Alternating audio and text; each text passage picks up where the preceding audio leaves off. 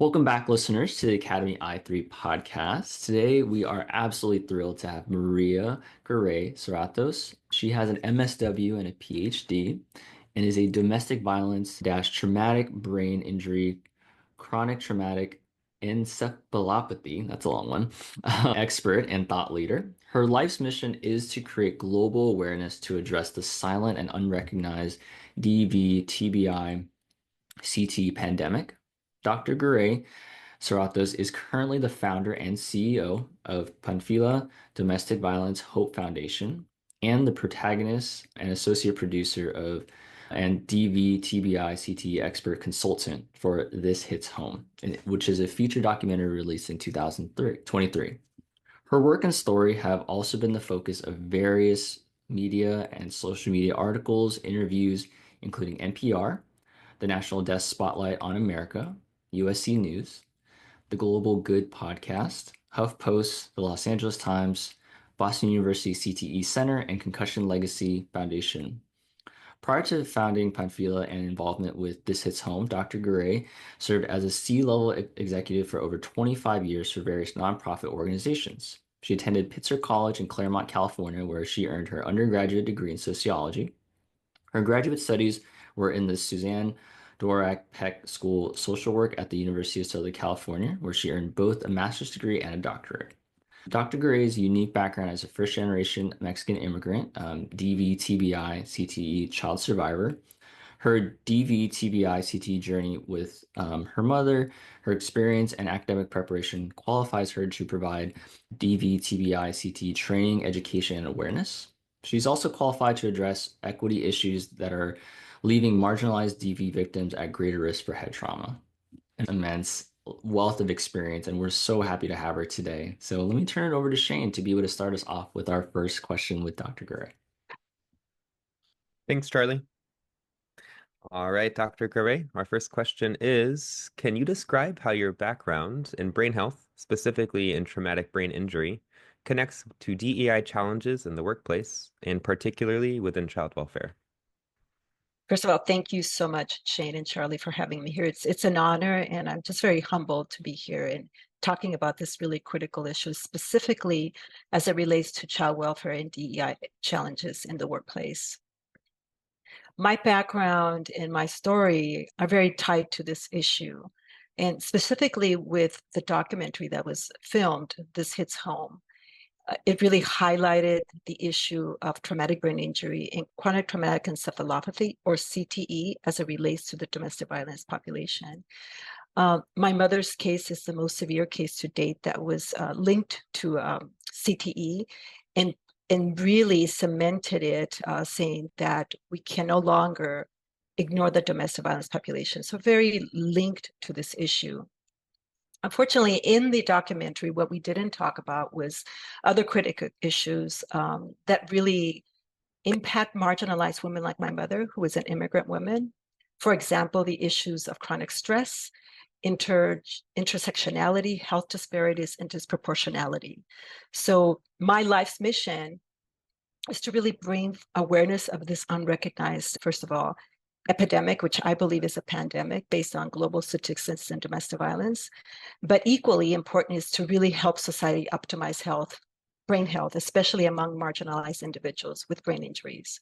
So brain health is increasingly becoming more important to brain science, as it is a disease with really considerable economic impact, often affecting the workplace. So I want to just provide a little bit of background, and I'm going to tie it all in as to why it's so important, especially in the child welfare field. So let's start with an overview of traumatic brain injury and just the statistics that we know that are relevant to the child welfare field. I don't think people know just how much our brains are just so susceptible to trauma.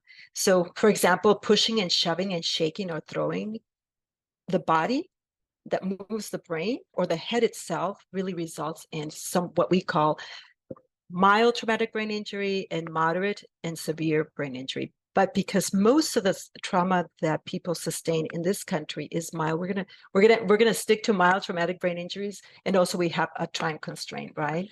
It becomes really important for us to recognize the symptoms associated with traumatic brain injury, both acute, meaning the symptoms that arise right away after you sustain a traumatic brain injury, and long-term or secondary symptoms. So the acute symptoms are loss of consciousness, headaches, dizziness, nausea, and fatigue. Some of the long-term, and we'll cluster them around physical, cognitive, behavioral, which is for physical symptoms, you still have those persistent migraine headaches. You could feel fatigue, muscle weakness, and difficulty swallowing, for example. And then there's the sensory challenges, which is like having blurred vision, ringing in the ear, a bad taste in the mouth. Motor skills, vestibular difficulties, and vestibular difficulties are really just balance issues. You feel like you're losing your balance, or you feel like your gait is off. That's another symptom.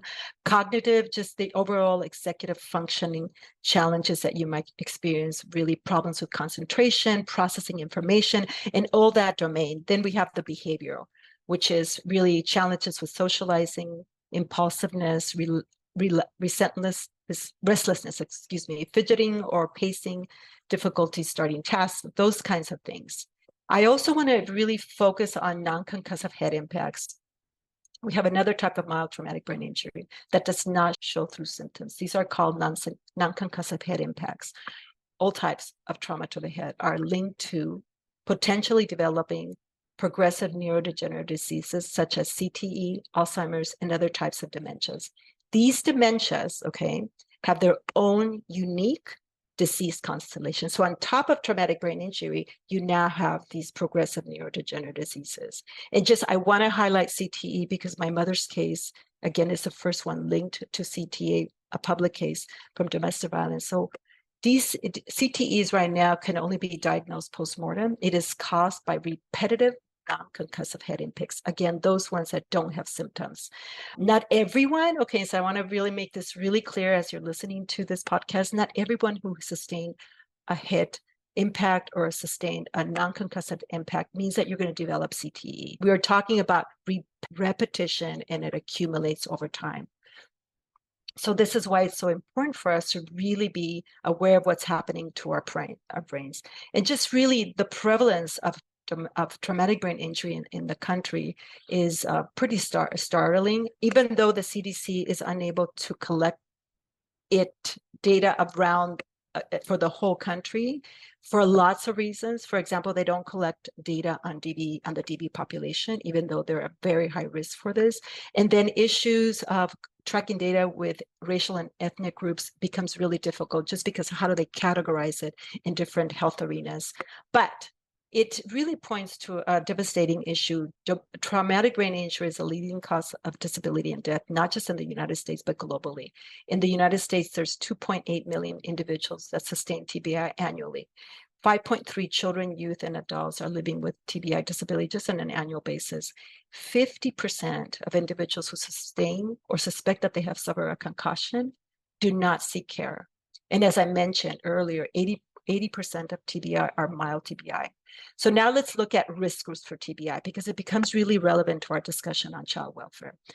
So the risk groups for TBI are ethnic and racial minorities, the housing insecure, military service members and veterans, children, older adults, individuals in detention centers, and I already mentioned the domestic violence population. There are also health disparities that we need to look at. So ethnic and racial minority individuals with head trauma face barriers to receiving any type of care or proper care. It's also important to recognize the intersection of DV with child welfare, which is at 30 to 60%. For this specific cohort, emerging TBI points to a silent and unrecognized epidemic in the focus of my life. And I just want to really quickly share some of the statistics. 75 to 90% of female victims of domestic violence. So think about 75 to 95%, depending on the study that you're looking at, report a history of traumatic brain injury. That's a lot. Then we have 60 to 90% of men with abusive histories reporting a history of traumatic brain injury. And then we have children. 60% of children, like me, who are abused also suffer traumatic brain injury. Then we have brain science facts that I want to share. Again, they're going to be very relevant to our discussion. Women sustain more brain injury than men in similar sports and often take longer to recover. Our brains are just, there's reasons why we're not as strong. We have, of course, TBI impacts a child's brain development in its long term. And then once injured, a brain can never really go back to baseline. By 2050, dementia cases will double. And TBI, now that you've heard all this, TBI was just this year, like a few months ago, recognized as a chronic condition. So I also want to talk about stress, because that's really critical to the discussion we're having. And it's uncommon, it's not uncommon to feel disorganized and forgetful when you're under a lot of stress at work. But over the long term, chronic stress may actually change your brain in ways that affect your memory and other domains, like what we're going to talk about. Employees impacted by long-term exposure to chronic stress may experience similar symptoms to employees with traumatic brain injury. So just let me share a little bit of them. And just if you can remember what I talked about with traumatic brain injury, you're going to see the similarities. So cognitive, we have the confusion and memory problems. The physical, the fatigue, the headaches, the dizziness, chronic pain, jittersness, loss of appetite. Behavior, we have antisocial behavior, increased alcohol or drug consumption, depression, anger, irritability, feelings of hopelessness and isolation. So chronic stress scientifically can accelerate, it's been proven scientifically that can accelerate brain aging and also increase the risk of developing progressive neurodegenerative diseases, just as the dementias we just talked about, including Alzheimer's disease. Hence, optimal brain health and diversity, equity, and inclusion efforts in the workplace are intrinsically linked, especially in child welfare. Let me quickly outline how brain health might be impacted among the child welfare workforce. First of all, the workforce itself is not exempt from brain trauma. It is a microcosm of the larger society. So some of them may be experiencing or experienced in the past DBTBI or just head trauma, which might be impacting their workplace performance. Period. Then we have employees exposed to chronic stress. Research tells us that today's workplace is highly stressed. So stressed that in a recent survey, 70% of respondents said that they've experienced the most stressful working year of their lives. 70%. That's a lot.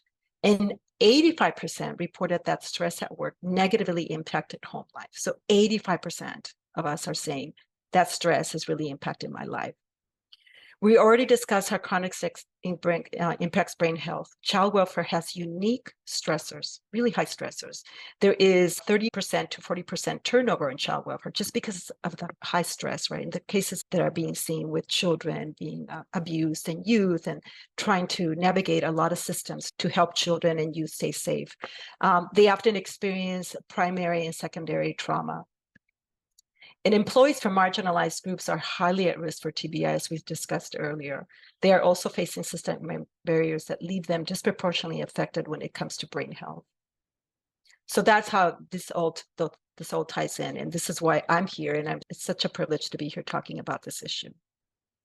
Thank you, Maria. Yeah, no, you brought in such a foundational knowledge there to give statistics and critical information of what it really means, this topic, and then also the impact that it has on our workforce as well. And I think it's one of those things where it could initially feel jarring and it just, whoa, like this is actually part of this line of work. And I think for listeners to really tune into it and seeing as informative and seeing what is it that I don't know? What is more that I can learn about this that'll help inform me to choose how I want to navigate in my workplace moving forward. So to build on that a little bit more, you did mention intersectionality. One of the questions that we did want to bring to you as well was, what are some of the common misconceptions about brain health that affect workplace dynamics? So especially among marginalized groups like Latinx, Native American, and our LGBTQ plus employees. Thank you, Charlie. And you're absolutely correct. I totally agree with you. This is alarming information. And so I just want to repeat that just because you've had traumatic brain injury and you've experienced chronic stress, it doesn't necessarily mean that it's going to lead to these devastating issues. But being well informed means that you can track how you're feeling. So I appreciate you saying that. The purpose is not to scare people, but to inform the population, to inform the workforce so we can seek more information and clarification, and if necessary, seek care. So thank you for saying that. I appreciate it. So some of the misconceptions, I think one of the primary ones is only physical trauma impacts your brain health. And as we just discussed, this is not true. We already talked about chronic stress at work can be just as damaging to brain health. So just be really mindful of that. Then we have a bump on the head or trauma to the body that impacts the head is okay to ignore. As I shared, 50% of individuals who think that they've had trauma to their head or sustained a concussion don't get care. We think nothing is wrong. This is false. Head trauma and chronic stress have an accumulative effect that I just shared in the beginning. Not knowing the symptoms means you are not getting the proper care, and this can lead to many challenges at work and in your daily life. We also think that the brain can heal itself from trauma because we've heard a lot about neuroplasticity and how powerful the brain is. Again, this is false because when you have been sustaining a lot of trauma to the head, especially non-concussive head impacts, which for me are very frightening because you don't get any symptoms, it's not going to go back. Your brain is pretty much damaged. That's what the science is saying, that once brain cells are dead, there's nothing much you could do to regenerate them. So we need to be really careful with that. Then we have this, because we watch it on TV, especially for those of us who are sports fanatics, like the NFL players that put on the helmets. We think that helmets are meant to protect our brains. And it's false, but I also want to make it really clear that I support wearing helmets, okay? I'm not here to say you should not wear a helmet. Please wear your helmets, but it does not protect your brain. So Shane is going to show us a great video, a little GIF that demonstrates what happens to the brain when it's bumped. Either you bump yourself or somebody pushes you. So let's see what happens to the brain. I want you to notice the process is called coup counter coup. This injury occurs when a sudden jolt to the head is caused by the brain to bounce inside the skull, resulting in damage at the initial impact, which is called the coup. And then the opposite side of the brain, the counter coup, essentially hitting the skull twice in rapid succession to the force of the impact. It essentially bounces around inside the skull. So you see, our brains don't have a lot of room to maneuver in the skull. So you're hitting your brain, it's being injured. So what happens? So this delicate tissue, it's stretching, it's twisting, and potentially damaging nerve cells due to the rapid movement. There's also bruising, bleeding, and other forms of brain tissue damage, depending the severity of the jolt. And I want to highlight that in domestic violence situations, the head is not just injured once. You have multitudes of injuries happening during one episode of domestic violence. All of this leads to chemical changes within the brain, which can result in concussion, non-concussions, or other traumatic brain injury. Shane, thank you so much for showing that GIF. I think it's a really powerful illustration of what happens to the brain. I know it could be really alarming to see that, but again, we want to educate the workforce, right? I think the other one that is a myth is that brain health can be optimized. And again, I'm talking about chronic stress and traumatic brain injury. And we're like, okay, this is not going to get better. We know that TBI is difficult to overcome and long-term exposure to chronic stress is challenging to reverse. Often long-term care is needed. However, we still have an ethical obligation to ensure everyone in the workplace reaches optimal brain health. The brain is a powerful organ able to heal and reconnect. Neuroplasticity is really offers an avenue to reach optimal brain health in the workplace. It signifies the inherent capacity of the brain to restructure its neural pathways and synaptic connections in response to learning experiences and environmental stimuli even after trauma. So it really offers us a way for DEI brain health initiatives to look at how do we develop strategies. The last one, I think, which is also a powerful myth, it's just individuals with brain health challenges don't face stigma and discrimination. This is false.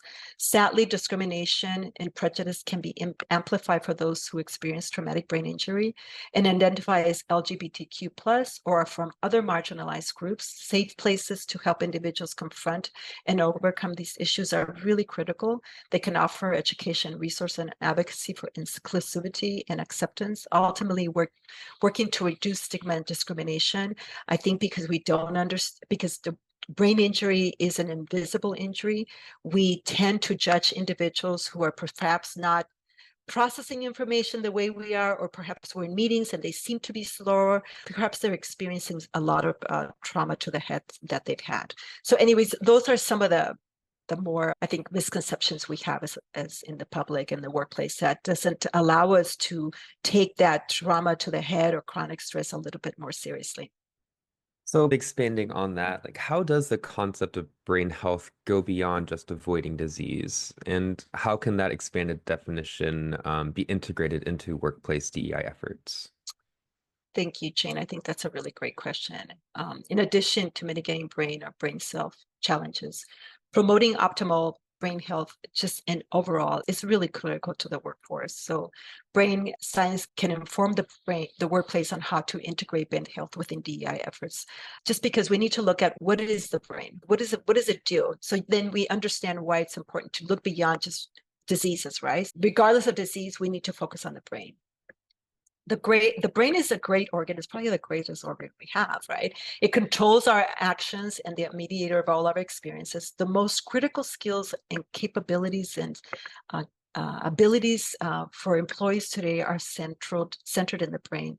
For example, analytical thinking, critical thinking, resilience, flexibility and agility, motivation and self-awareness, and just being curious, right? All are important lifelong learning abilities. What does neuroplasticity science tell us? Again, I just show what it tells us about the brain, that it can reconnect, right? Even a brain that is traumatized. So I mentioned that early. And it could provide us on how to focus DI brain health initiatives in the workplace or how to develop them to maximize impact, okay, and curiosity. So I'm going to give you a few examples of how we can use neuroplasticity to maximize DEI efforts to optimize brain health.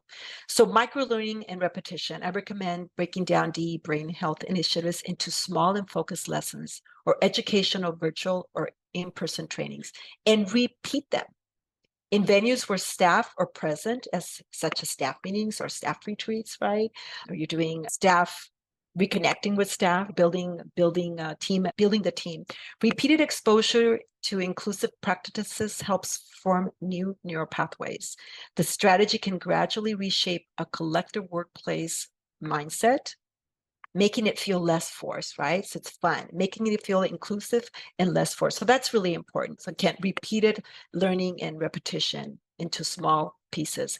Then I would recommend, based on neuroplasticity, is really to develop DEI brain initiatives from an emotional engagement and diversity. And what does this mean? So the brain forms stronger neural connections when emotions are involved. Okay, so because when we feel like this podcast, you're learning about something really traumatic and you're going to probably listen a little bit more.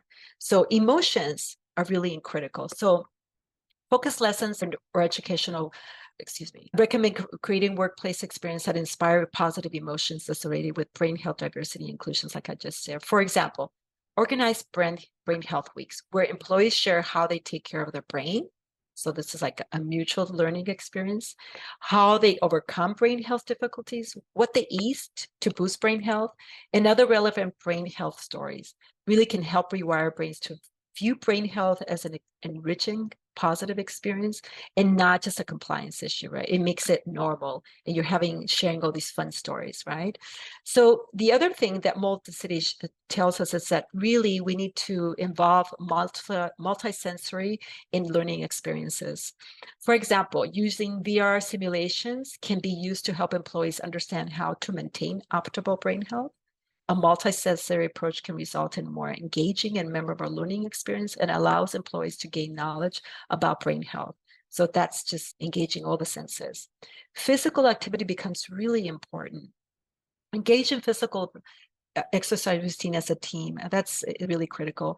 Physical activity is scientifically proven to improve brain health, and in doing so, a team can strategically strengthen relationship and team spirit. So try to exercise with your team, even if it's a short walk, right? During lunch or after lunch, however, whatever your schedule allows you to do.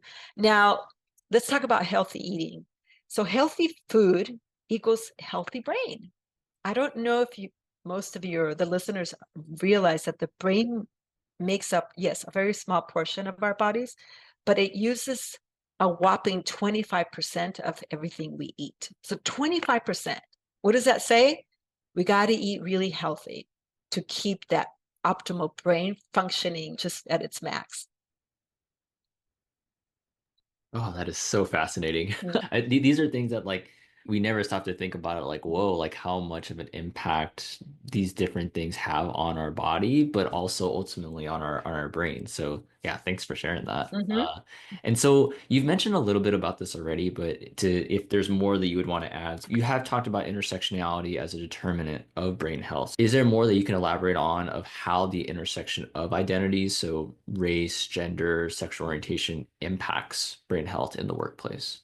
I'd love to address that, Charlie, because that's part of the reason why my mom is one of the worst cases, the worst case to date related to CTE. But in the workplace, specifically in child welfare, it's again a microcosm of the larger society. And as such, the intersectionality of identities also impacts brain health in the workforce. For example, I'm going to talk about the domestic violence population and ethnic and racial in diverse individuals which are at higher risk for TBI. In addition, for a variety of intersectionality factors and health disparities, domestic violence rates are higher among racial and ethnic women in communities, as well as the LGBTQ plus community. And many, sadly, many don't seek care. Let's quickly consider these domestic violence and workplace statistics to get a perspective on the intersectionality of DEI and brain health in the workplace. Among the domestic violence population, which I'm sure is also present in the child welfare field, just because we know that 1 in 3 women are abused and 1 in 4 men are abused. 64% of domestic violence victims report their ability to work is affected by the abuse. 64%. And I know we're talking about a lot of numbers, but I really want to emphasize that's a lot. 64%. 44% of full-time employed adults in the US reporting experiencing the effect of domestic violence in the workplace. So we're walking in with these experiences to our workplace. We don't just leave our private lives at home, right? So I want you to imagine the type of chronic stress they are experiencing at work and in the impact of their brain health. Because that's just one part, right? As I shared earlier, women are especially susceptible and take longer to heal from TBI than men. And we just have to consider how many women are working in the child wealth workforce. Just think about that. And then I want to again highlight children, even though children are not working in child welfare, but they are the focus of child welfare. And so it's really important to remember that our children are sustaining high levels of TBI and dying or disabled as a result. In fact, for children under 4, it is the leading cause of death. So we have to remember that. Now, TBI risks for racial and ethnic individuals are high, as we discussed before, and health disparities prevent them from getting care or proper care. At work, they are most likely experiencing other types of unique chronic stressors, posing even greater risk to their brain health. So let me just exemplify. What do I mean by that? Employees or individuals with multiple marginalized identities may constantly feel at edge to perceive threats of discrimination. So like microaggressions in the form of subtle, often unintentional discriminatory comments or behaviors can accumulate over time, causing significant psychological distress and impacting cognitive performance, again, impacting brain health. Then we have internalized stigma. Individuals may experience negative stereotypes about their identities, leading to lowered self-esteem, self-doubt, and decreased motivation. What is the result of all of this? If this is an increased level of anxiety among these particular individuals from marginalized backgrounds, depression and cognitive function decline due to the constant brain strain of navigating potentially difficult or hostile work environment based on a multiple marginalized identities. The cumulative effect of multiple forms of discrimination can have a more severe impact on brain health compared to experiencing only one form of discrimination or barrier. Again, we have all these fears, right, going on for some of us, unfortunately. You've mentioned that typically folks who are experiencing TBI or chronic stress do so undiagnosed. So they're not aware that they're actually experiencing those conditions. So what can be done in the workplace rather to support those individuals, and then particularly those who work in high stress environments? Thank you. Thank you, Shane. This is why I'm here. One of the biggest things that workplace can do is really, and I would recommend form a DEI brain health committee because it needs to be systematic and embedded within the organization. Because individuals are unaware, that little bump to the head that they had when they went out with their friend and then perhaps that they've played some kind of sport when they were young, that it could be related to some of the symptoms they're experiencing. So what needs to be done? What I recommend is really having this committee, whose main goal needs to focus on raising awareness about brain health, period. That really focuses on talking about what is brain health, okay? How brain health is impacted with specific focus on TBI and chronic stress and other forms of injuries that can happen to your brain, but specifically that symptoms that they should be looking out for and how they might be affecting the work performance. Obviously, they need to really target the information also that really looks at the health disparities that we were just talking about in high-risk groups, especially women and some of the other groups that we were talking about. And then strategies to optimize brain health. The HR department really should be a place of resource, support, referrals, and information. So really critical. Just get this information out to your workplace. But what can we do for employees in high-risk roles, such as frontline workers? I'm gonna talk about this specific one because I think just because of the population that is served, the children, the youth, the foster parents, the families, the communities, they are also experience high levels of traumatic brain injury, whether it's from domestic violence or from playing sports or from activities. Just they can be a source of chronic stress for the workers. I really advocate to teach and train the workforce on the population they're serving. Let me share why. A lot of the symptoms that show up and how they're showing up can be in the form of having somebody think that the child or the family or the parents that they're serving, that they can come across as resistant, non-compliant, unfocused, remember, because the cognitive abilities are really impacted, unable to follow through with goals and case plans, especially if they're now experiencing progressive neurodegenerative diseases. Okay, because remember, we talked about traumatic brain injury and then neuroprogressive disease and then the chronic stress, right? So they're now unable to follow through with goals and case plans. They may feel distracted. They just might look like they're apathetic. And so what do we think is that they're just not interested? And that could be a great source of frustration. Some of the symptoms that you see mimic other stuff like PTSD and depression. So again, really pitching to really train the workforce, really critical. So now let's focus on the employees that are really in chronic stress positions, which could be frontline workers and others. What can you do? I recommend that you listen to your body. Listen to your body. Often a headache doesn't necessarily mean you sustain a traumatic brain injury, but it really means that your body and your brain needs rest. Your body is telling that you're overloaded. I recommend that you reduce your lap time and screen time immediately. Take a little break, take a short walk. Listen to music that you close your eyes, change your gaze, and breathe. Just simple things like that. Visualize something that makes you happy, something to just really boost you. Talk to your supervisor about how you are feeling, especially if you're feeling worse, or seek HR support for resources. And if you don't want to do that, I still urge you to please seek neurological care or traumatic brain injury care. Talk to your primary physician. Now let's consider employees that are experiencing brain trauma or traumatic brain injuries. They can really benefit from working in quiet or quieter spaces. And again, this is a discussion they would have to have with their supervisor to modify the work environment. But it's really important for them to reduce bright lights. Sensitivity to light is a big symptom of traumatic brain injury. And then noise reduction. So having too much noise, it really exacerbates somebody who's experiencing traumatic brain injury. So noise reduction becomes really critical, reducing distractions, and then reassess the office decor and the colors. I really pitch for green. Green scientifically has been proven to calm the brain. So maybe that's why we take short walks outside and we see all this beautiful greenery and we feel better. So I just want to share that, okay? Routinely take breaks from screen time and smartphones. Keep lists of goals and things that need to be done and when. Focus on one task at a time. Break large or complex tasks into small ones that are doable for you. Incorporate short breaks throughout the workday.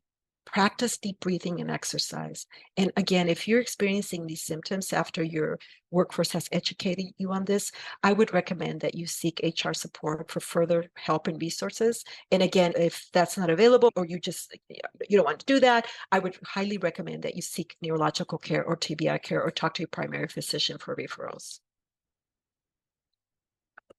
No wonder why I love going out to see green when I go for a walk. Like there's a reasoning behind that. I love that. Mhm. Okay, okay. And I love that you're now going into sort of these really strategic and actionable items Mhm. that individuals can do, organizations can do. Um, Beyond that, I know one of the questions we'll look to ask, and you've mentioned a little bit already, but like how can organizations start to ensure that brain health awareness becomes a core part of their DEI strategy rather than just an afterthought? And I think you mentioned a little bit about like potentially looking into starting some sort of committee or work Mhm. group. Is there more than that you would recommend? Absolutely, especially after being an executive for so many years. I think it starts with leadership. They need to message and model the importance of DEI brain health within the culture of the organization. It needs to be included in the strategic plan and vision for the organization. However, I want to shout out for the workforce. I think when they see an issue that's critical, and if you have exceptional leadership, that they will listen. So employees have a voice in this, express your voice.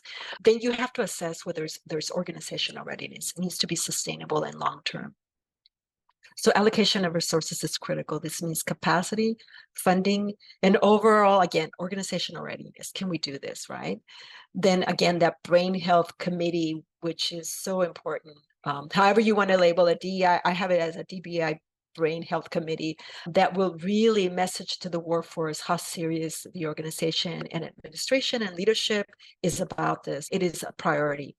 The committee I recommend should really be inclusive and representative of the entire workplace, workforce, especially those with brain injuries and perhaps those that are experiencing chronic stress, like the ones we talked about.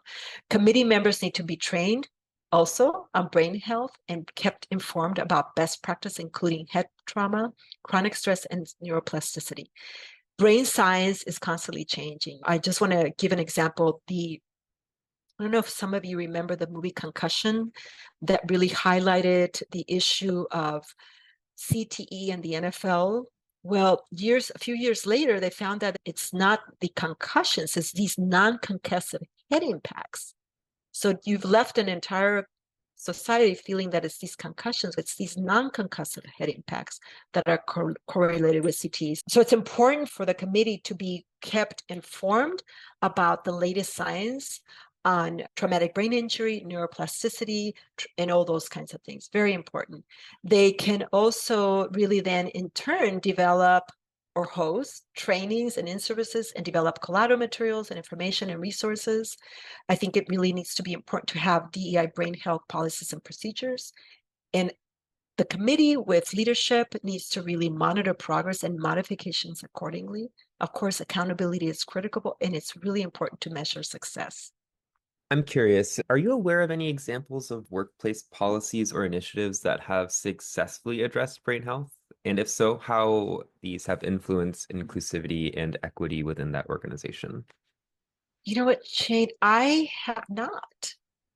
I have not. What I do know is at a global level, the Global Brain Health Institute is promoting DEI and brain health. However, when I did my little research, I am not aware of any social service agency really specifically focused on DEI brain health. What that I am seeing is this confusion, and I do want to say that it is a confusion. Brain health is not mental health. So I see a lot of DEI efforts and saying, oh, we're doing brain health. So I went in and looked, and this is mental health, which again is important, but it's not brain health. So I have not seen that. And I think it's because brain injury is invisible. So employees can't see it and don't know enough about it to realize how it might be impacting the workforce. So again, this is an opportunity, I believe, for the child welfare to be an issue leader and really show how they're going to do it and perhaps scale up best practices all over California and the rest of the country. But I have not seen that yet. Even then, for you to say that and you are an expert in this field, that's really telling. That really shows that there isn't something like that out there, and that sort of provides an opportunity for organizations to really consider that and see how much of an impact that could have for different communities. Okay. We're coming to our final few questions that we have here today. So I know one of our final few questions is, what are the potential long-term benefits for organizations that prioritize brain health, particularly in terms of employee retention, morale, and just overall performance? There could be real immediate overall benefits, including just higher morale, happier staff, they feel valued, they feel respected, feeling heard. There could be a reduction in burnout and stress. They feel healthier, they feel better. They know the symptoms that are related to brain health, and they perhaps are understanding why they're not feeling well and not performing optimally. Wow, now they're getting all this education, and not only are they getting the education, but they're actually getting DEI brain health tools that they can use and perhaps in services. So this is wonderful. So what does this mean? Improved productivity, overall work performance, work participation, a more engaged in teamwork, more engaged in the respective roles. You would probably see really a reduction in sick time or absenteeism. Then retention becomes really critical. So people feeling more like they belong because they feel more invested, because they feel heard. So just so many wonderful things that can happen. Right. And then our final question, looking ahead to the future, and as you've illustrated, there really aren't a lot of examples of effective integration of brain health in organizations' DEI initiatives. How do you envision the future of workplace DEI efforts to evolve to include a stronger focus on brain health? And what advice would you give organizations who would like to prioritize brain health in their workplace initiatives? I envision a workplace focused on optimizing brain health through DEI, through a DEI alliance, while also embracing the latest science on how to support individuals living with brain trauma and chronic stress.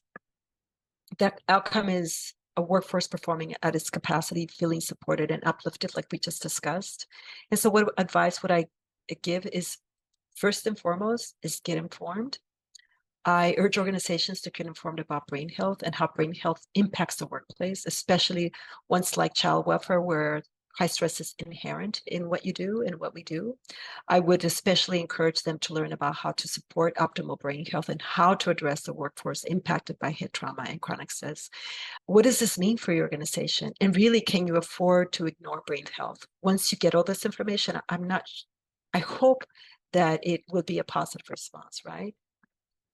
Leadership plays a key role, like we said, in transforming DEI brain health initiatives into part of the culture of an organization. But again, like I shared before, I think the workforce can influence leadership by articulating the need for DEI brain health efforts. So voice your concerns. Consider if you can strategically implement a DEI brain health initiative, because the worst thing that you could do is say you're going to do it and then it can't be done. Again, have that organizational readiness lens. The commitment, is it there? The capacity, is it funding? And not just one-time funding, but sustainable funding. Do we have the individuals that we can get started, or do we train them, and how do we keep them, right? So start smart. What does that mean? Don't take the entire initiative on. Maybe you start small. Think of what is the one thing that you really are seeing in your workplace that's impacted perhaps by brain health. And can you address it through a DEI brain health initiative? If you have the resources, I would recommend you assess and survey the entire organization about brain health, just to get a sense if they know what this is, and develop your strategic plan accordingly. It's important to develop an inclusive DEI brain health strategy based on resources. Don't overpromise, be realistic, like I just shared.